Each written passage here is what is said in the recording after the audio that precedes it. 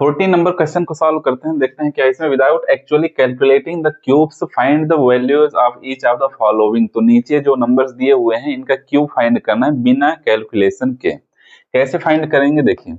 तो आपको 13 number question को थोड़ा सा रिवाइज करता हूं मैं। उसमें हमने कुछ प्रूफ किया था। क्या प्रूफ किया था उसमें? क्या प्रूफ किया था? X cube plus y cube plus z cube equals to 3xy z होता है किस कंडीशन में? यह होता नहीं है, कुछ कंडीशन में होता है। तो किस कंडीशन में यह होता है? कंडीशन क्या है कि जब x plus y plus z की वैल्यू 0 हो।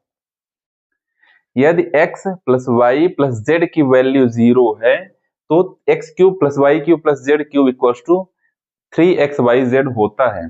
तो इतना हमने 13 नंबर क्वेश्चन में पढ़ा था। सिंपल सा क्या कर लेते हैं कि यहाँ पे जो नंबर्स दिए हुए हैं तो पहले नंबर को मान लेते हैं x, दूसरे नंबर को मान लेते हैं y, तीसरे नंबर को z। तो x cube plus y cube plus z cube के फॉर्म में है। अब खाली इतना चेक कर लीजिए कि x plus y plus z equals to 0 हो रहा है या नहीं हो रहा है, यानी -12 प्लस 7 प्लस 5 0 हो रहा है नहीं हो रहा है। तो -12 प्लस 7 प्लस 5, 7 प्लस 5 12 प्लस 12 -12 क्या हो जा रहा है? 0 हमें मिल गया है। x plus y plus z 0 हो चुका है। तो जब ये 0 हो रहे हैं तो इतना इक्वल्स टू, मैं लिख लेता हूं इस क्वेश्चन को, मैं फिर से लिख लेता हूं। तो देन यहां से क्या लिख सकते हैं हम? क्या लिख सकते हैं? -12 cube plus 7 cube plus 5 cube equals to, देखिए 5 क्यूब इक्वल्स टू, मैं इसे नीचे से लिखना स्टार्ट करता हूं। इतना x cube plus y cube plus z cube equals to 3xyz होता ही है। इस फार्मूले में रखेंगे तो हमें क्या मिल जाएगा? 3x क्या है? -12 मल्टीप्लाई y क्या है? 7 मल्टीप्लाई z क्या है? 5। सभी का मल्टीप्लाई करेंगे, माइनस और प्लस का मल्टीप्लाई माइनस, और 12 3 जा 36 मल्टीप्लाई 7 5 जा 35। दोनों को आपस में मल्टीप्लाई करेंगे तो निगेटिव साइन आया, क्योंकि यह पॉजिटिव है। निगेटिव 1260 नंबर आ जाएगा। यही हमारा फाइनल आंसर हो जाएगा। इस आइडेंटिटी के बेस पर हम यह प्रूफ कर सकते हैं, नंबर्स का क्यूब निकाल सकते हैं। तो चलते हैं सेकंड पार्ट में। 14 के सेकंड पार्ट में सेम जिस तरीके से आपने फर्स्ट पार्ट को सॉल्व किया है उसी तरीके से सेकंड पार्ट को भी सॉल्व कर लेंगे। हम क्या, कौन सी आइडेंटिटी यूज करनी है?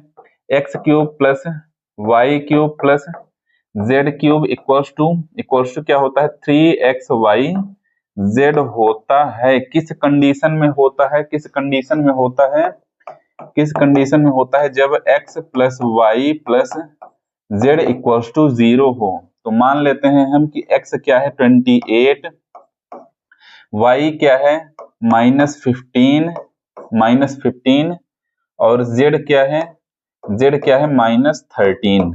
-13।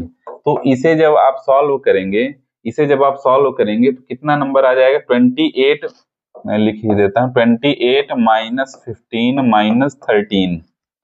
प्लस माइनस का मल्टीप्लाई माइनस हो जाएगा, यहाँ पे प्लस माइनस का मल्टीप्लाई माइनस। तो इसे ऐड करेंगे, 28 प्लस 28 है 15 -13 क्या हो जाएगा? 28 माइनस 28 है 0 हो जाएगा। तो यहाँ से देख सकते हैं कि x plus y plus z equal to 0 हो रहा है। अब 0 हो रहा है, इसका मतलब कि इस आइडेंटिटी का यूज हम कर सकते हैं।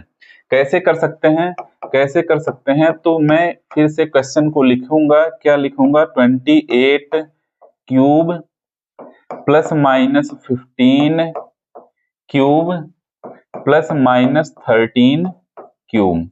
तो आप देख सकते हैं कि x cube plus y cube plus z cube के फॉर्म में है। तो इक्वल्स टू में मैं लिख सकता हूं 3xyz मीन्स 3 मल्टीप्लाई 28 मल्टीप्लाई -15 और मल्टीप्लाई -13।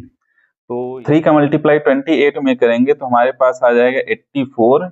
और यहाँ से देख सकते हैं कि माइनस और माइनस का मल्टीप्लाई प्लस हो जाएगा। मल्टीप्लाई में इन दोनों को आपस में मल्टीप्लाई करेंगे तो हमें मिल जाएगा, नंबर मिल जाएगा 195। 195 और इन दोनों नंबर्स का मल्टीप्लाई करने पर हमें मिल जाएगा 16,380 और यही हमारा फाइनल आंसर हो जाएगा। इसी के साथ 14 नंबर क्वेश्चन कंप्लीट हो जाता है। चलते हैं नेक्स्ट नंबर क्वेश्चन में।